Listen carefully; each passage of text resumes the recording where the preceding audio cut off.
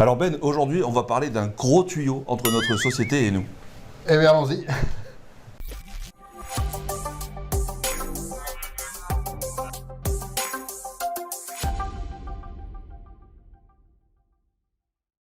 Bon, alors Renaud, tu as parlé de gros tuyaux. C'est quoi?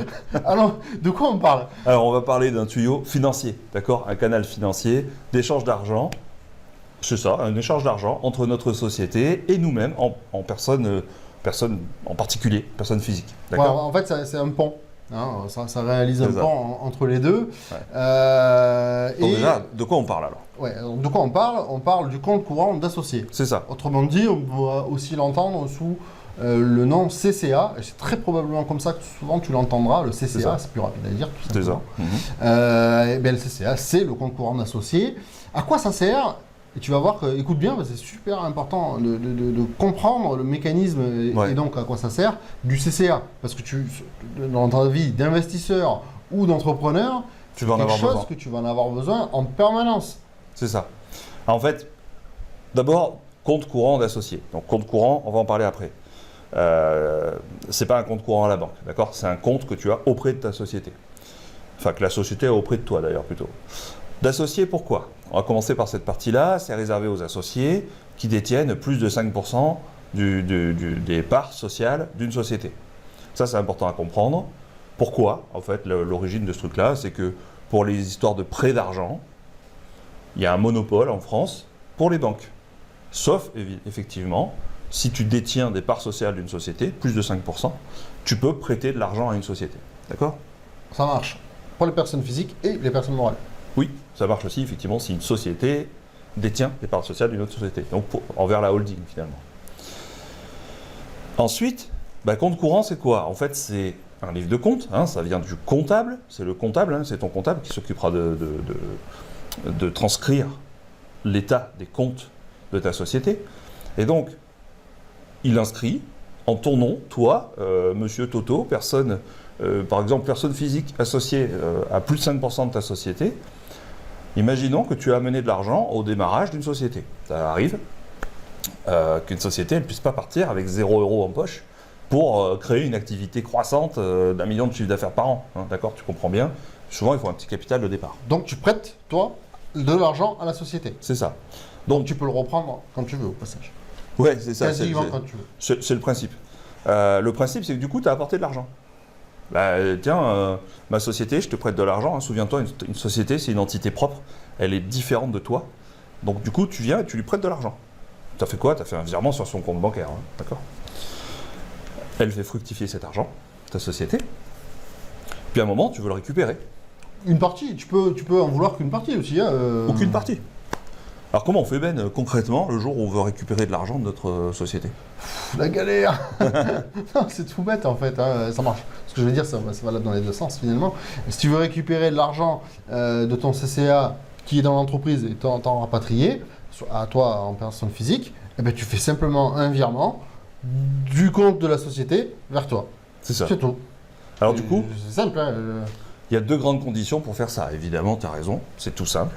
Mais il y a deux grandes conditions. La première condition, c'est que tu ne peux pas te rembourser plus que ce qu'elle te doit. C'est tout bête, mais une société, c'est écrit dans les textes, une société, elle ne peut pas te prêter de l'argent à toi. D'accord? Une société à l'IS. C'est important, je ne vais pas rentrer dans ce détail, mais garde-le comme ça en tête. Donc ça veut dire qu'il faut que tu surveilles en fait le niveau de ton compte courant, et puis quand tu arrives à plus beaucoup, tu fais attention de ne pas déborder. D'accord? Au pire, tu passes un coup de fil à ton comptable et il te donne l'information, il te reste 272 € à récupérer. Tu fais un virement de 272, pas 280, pas 500 €.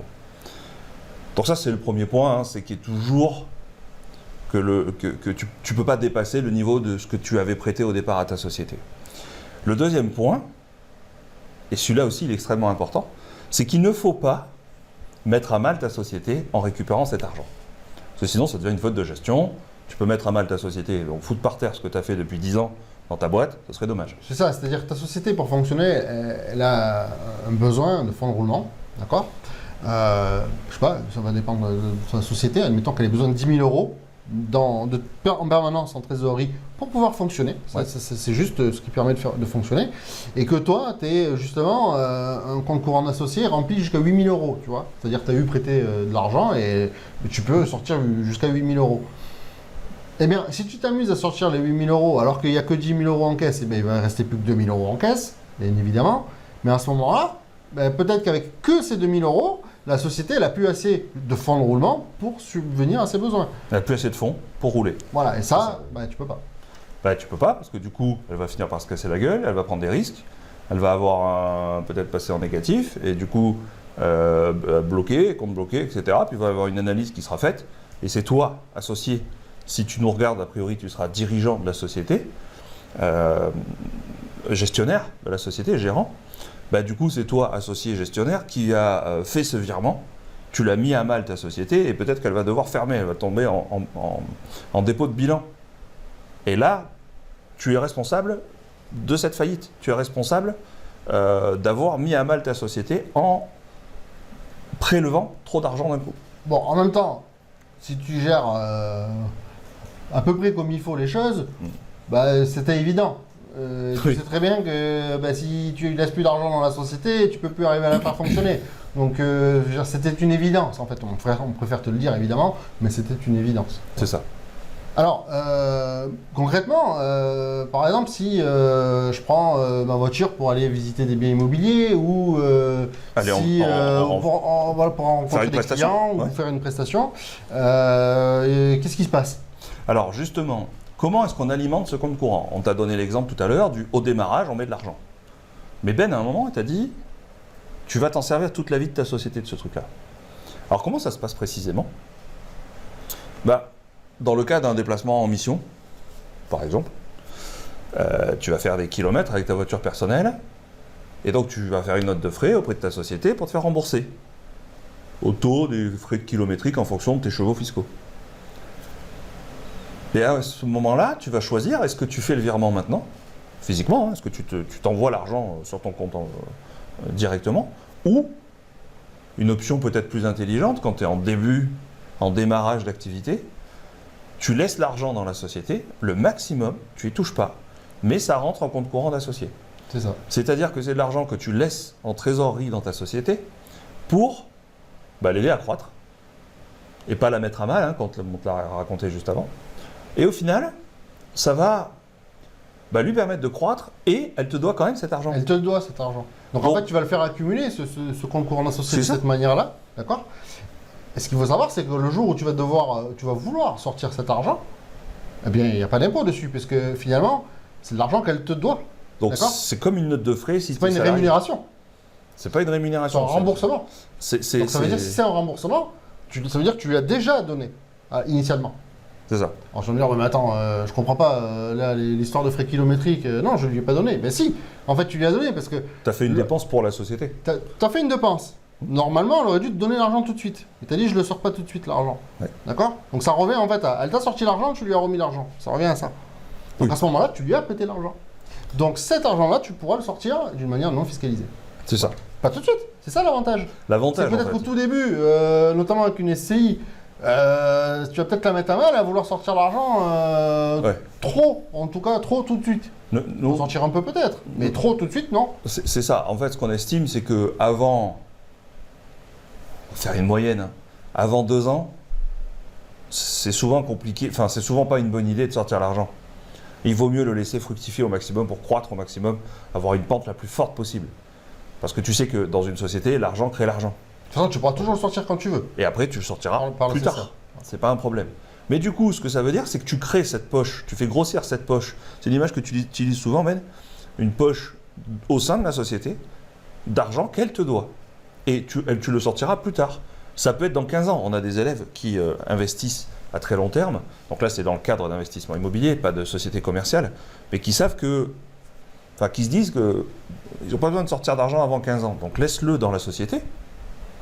Ça lui permet d'être plus en sécurité, de réinvestir plus, de gagner plus d'argent, et après, elle te sortira ce qu'elle a en compte courant. C'est ça, c'est super important. Ça te permet de réinvestir. Exactement. Et dans une société commerciale, ça va encore plus vite ce que je viens de te dire, mais c'est le même principe. Je disais tout à l'heure, tu fais des kilomètres pour aller en mission, mais bon, ok, c'est toi qui as payé l'essence, c'est toi qui payes la voiture, c'est ta voiture, c'est toi qui payes l'assurance. Est-ce que tu as vraiment besoin de te payer de suite ces frais kilométriques, comme une note de frais, ou est-ce qu'il vaut mieux le laisser pour un peu plus tard? Par contre, ta société, tu la laisses grossir et croître beaucoup plus vite. Donc ça, c'est une façon d'utiliser le CCA. Après, il y a une deuxième façon d'utiliser le CCA. Alors, je te coupe. Ouais. Petit instant pub. Si tu veux en savoir plus sur la fiscalité, sur que ce soit la fiscalité immobilière ou la fiscalité des entreprises, mais je t'invite à aller voir dans la description. Hein. Il y a des liens pour s'inscrire à nos conférences. C'est ça. Tu t'inscris et tu viens y participer. Si tu as des questions, tu nous poses tes questions. Tu y répondras en live, bien sûr. En live. Hein. Et voilà. Donc, on peut reprendre. Voilà. C'est ça. Du coup, merci Ben. La deuxième façon d'utiliser le compte courant d'associé, c'est finalement, on vient de dire que c'est l'argent qu'elle te doit. On vient de parler de notes de frais, par exemple. Mais ça peut très bien être, le jour où elle est un peu en difficulté, tu peux mettre du salaire et dire, je ne le touche pas, ce mois-ci, j'en ai pas besoin. Je ne le touche pas, je ne me fais pas le virement et ça rentre en CCA. Ou alors des dividendes. Dividendes en fin d'année, tu décides qu'il faut distribuer les dividendes, mais ma partie à moi, j'en ai pas besoin, je ne la touche pas. Et du coup, ça reste dans la société, et encore une fois, elle croît beaucoup plus vite. Oui, alors tu as aussi la même chose par exemple avec les loyers. Tu vois, par exemple, tu décides de domicilier l'entreprise chez toi. Oui. D'accord. Et tu décides d'appliquer un loyer. On a une vidéo pour ça. Exactement. Eh bien, tu peux très bien pratiquer ça. D'accord. Donc, toi, en personne physique, tu loues une partie de ton logement à ton entreprise et ton entreprise te verse le loyer. Mais elle n'est pas obligée de verser le loyer en soi, en fait, de te faire le virement physiquement. Soit elle te fait le virement, soit elle l'inscrit en compte courant d'associé. Exactement, ça s'appelle comme ça, elle inscrit en compte courant d'associé. Après, il y a un petit point aussi dont tu entendras parler si tu t'intéresses à ça, et ça nous semble évident de t'en parler, même si nous, on ne le pratique pas beaucoup. Il y a la rémunération du compte courant d'associé. Alors, il y a plein de règles différentes. Il y en a une majeure que tu dois connaître, c'est que tu peux mettre un taux de rémunération, d'accord, du compte courant d'associé. C'est comme si tu avais fait un prêt à un taux annuel, comme un prêt que te fait une banque, par exemple, d'accord? C'est le même principe. Et du coup, je viens de te le dire, en fait, c'est les mêmes types de taux que pourrait faire une banque sur un prêt à une société à 2 ans. C'est-à-dire un taux très très bas. On va dire en moyenne des dernières années, on est entre 1 et 1,5% annuel. Donc ça ne fait pas une grosse rémunération, ça fait des contraintes. Et pourquoi ça fait des contraintes? En fait, c'est que cette rémunération-là, elle va être taxée, toi, comme une rémunération, en personne physique, sur ton impôt sur le revenu. C'est pas grave, hein, tu es taxé moins que ce que tu touches, mais c'est pas la meilleure façon de récupérer de l'argent de ta société. Maintenant, il faut que tu le saches, le compte courant d'associé, il peut être rémunéré. Nous, on ne le fait pas avec nos sociétés. Il y a des gens qui le font. Enfin, d'une manière générale, après, il y a des cas particuliers. Donc, tu te rapproches de ton expert comptable pour prendre conseil auprès de lui ou d'elle pour savoir si c'est une bonne idée, pour te projeter finalement sur les types de montants que ça pourrait être. Évidemment, si tu as 3 millions d'euros de compte courant d'associé auprès d'une société pour laquelle tu es associé mais tu n'es pas gérant, tu vois, c'est pas ta boîte, c'est pas ton bébé, peut-être que tu voudras en récupérer 1% par an. 1% de 3 millions d'euros, c'est peut-être une bonne idée. Maintenant, dans le cas le plus classique où c'est toi qui montes ta boîte pour toi et tu es associé unique ou majoritaire. Ouais, tu viens de monter ta boîte, tu apportes 5 000 euros par exemple, tu vois, je prends un cas lambda. C'est ça. Non, on ne va pas t'embêter.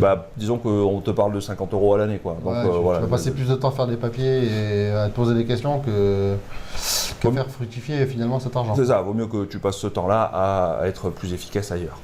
Mais voilà, tu en entendras parler, tu le liras, donc c'est pour ça qu'on t'en parle. Ouais, pour que tu sois au courant, que tu ne sois pas surpris. C'est ça. Si tu as aimé cette vidéo, eh bien, tu mets un pouce vers le haut, tu t'abonnes à la chaîne et... Tu cliques sur la cloche pour recevoir les notifications. Tu as vu, je commence à être au point.